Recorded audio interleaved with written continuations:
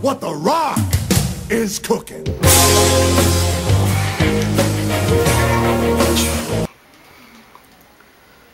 Finally, Platano has come back to YouTube. Just kidding, it's Mr. Platano Man 1989, and yes, I'm finally back on YouTube. Now, let me just address real quickly why I've been gone and what I've been reading on my channel comments. Now, I've been seeing people send ridiculous comments like, oh, he's dead. And then the next person, yeah, he died. And then the next person, you know, he lives in New York City. He probably got shot or something. And then someone else, yep, that's what happened. People, I'm not dead, obviously. I'm living. I was just missing in action, as you saw in my last video. Where is Mr. Platano Man? Nah, just kidding. Truth is, real simply, I didn't pay my freaking internet bill. And those bitches, those motherfucking assholes, cut it. That simple. Now, this video is going to be a real quick preview of sorts to Monday Night Raw. Now, as for WWE, it has been so fucking great these last few weeks, in my opinion. The way that they've been building up this Randy Orton and the McMahons, and then all of a sudden they just dropped Triple H into the middle of it so that this guy could claim his title shot from the Royal Rumble, and it's just going to be a fucking clash. And yes, some people think that this is going to be an old, tired fight that we've seen these last few years. You know, Randy Orton and Triple H. And you know what? Before, I didn't want to see Triple H and Randy Orton at WrestleMania. But the way they developed it, it's more, it has a story. It's more story based, you know what I mean? And I can't wait to see how this continues. Word is that Randy Orton has a big announcement for tonight. I assume his announcement is that he will be facing Triple H at WrestleMania. That's who he's gonna use his title shot against.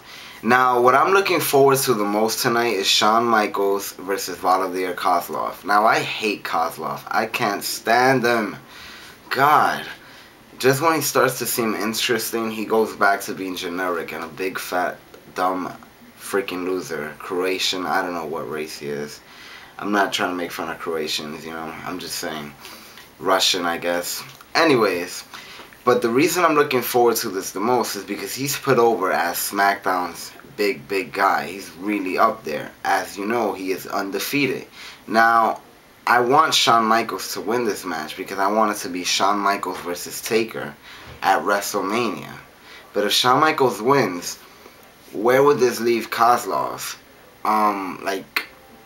Where would this leave him for WrestleMania? What match? I hope that it's not a three-way Kozlov, Michaels, and Undertaker at WrestleMania, because I really want to see Shawn Michaels versus Kozlov. But it'll be kind of weird for WWE to end Kozlov's undefeated streak on a regular episode of Monday Night Raw by Shawn Michaels, just like that, without something properly building up to it. So that's what makes me believe that Kozlov is going to go over and actually beat Shawn Michaels to face Undertaker, but that just can't happen. So I don't know if Kozlov is going to win tonight and then there's going to be something else that happens in the coming weeks for Shawn Michaels to get that spot, if it's going to be a triple threat. But I hope that Shawn Michaels is the one that faces Undertaker at WrestleMania, because that would just be so fucking epic and legendary. And maybe to keep Kozlov's streak going, Shawn Michaels could win due to interference by JBL or something. And then after the match, Kozlov is pissed off and attacks JBL. And then JBL's new focus for WrestleMania will be to end Kozlov's undefeated streak. And we could get JBL versus Kozlov. And they're both kind of heels, so it'll be kind of interesting to see how that plays out. And it will add some interest to the match. And then we will have Shawn Michaels and Undertaker. Now, as for John Cena and Edge, yeah, I'm a big fan of what happened in No Way Out. That Edge is the World Heavyweight Champion out of nowhere after just losing it.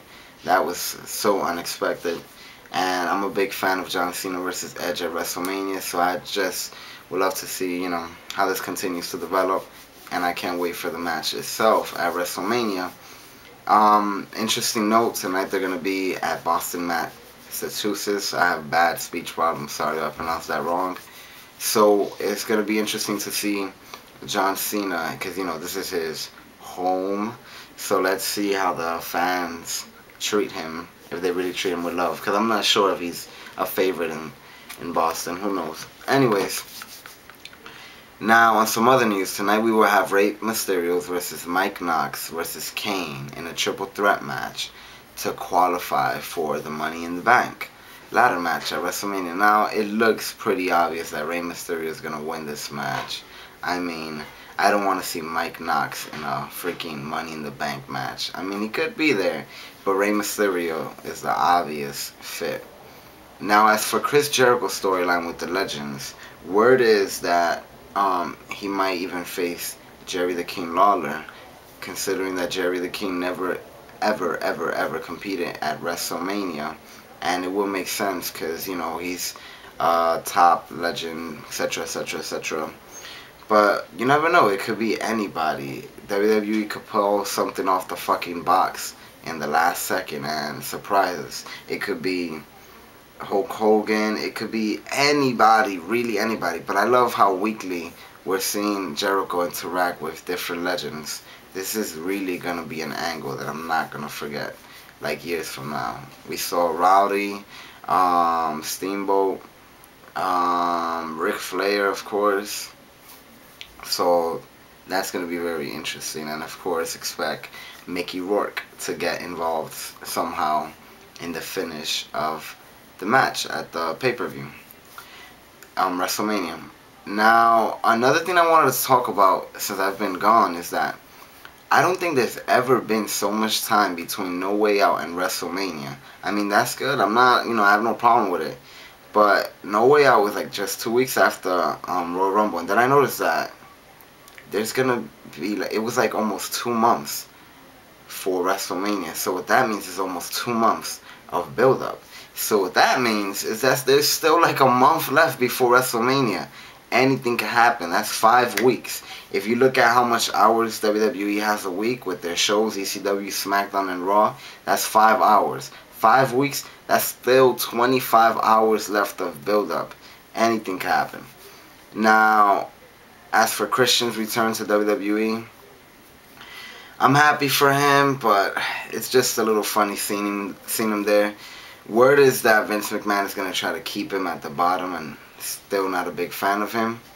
But I really hope that he climbs that ladder, and by next year's WrestleMania, he's main eventing against somebody. Maybe next year's Royal Rumble winner. But an interesting note is, where will his place be at this year's WrestleMania?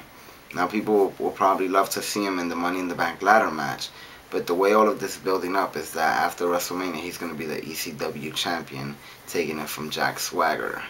So I really think that WrestleMania is going to be a stacked card. We're going to have, hopefully, Shawn Michaels versus Undertaker, Triple H versus Randy Orton, Edge versus John Cena, the Money in the Bank match, probably Beth Phoenix versus Melina,